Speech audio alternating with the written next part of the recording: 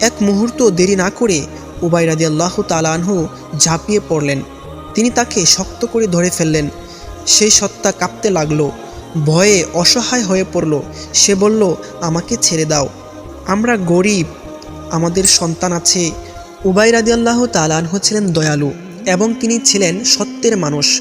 তিনি বললেন, আমি তোমাকে ছেড়ে দিতে পারি, কিন্তু আগে একটা কথা বলো, তোমাদের অনিষ্ট থেকে বাঁচার উপায় কি?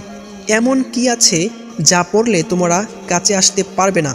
এই মানুষরূপী সত্তা সে কথাই বলতে চাচ্ছে না। তখন উবাই রাদিয়াল্লাহু তাআলা আনহু তাকে জোরাজুরি শুরু করলেন।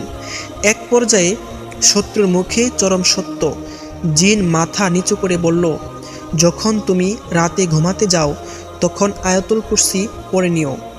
আল্লাহর পক্ষ থেকে একজন রক্ষক নিযুক্ত করা হয়, আর সকাল পর্যন্ত কোনো শয়তান তোমার কাছে আসতে পারে না।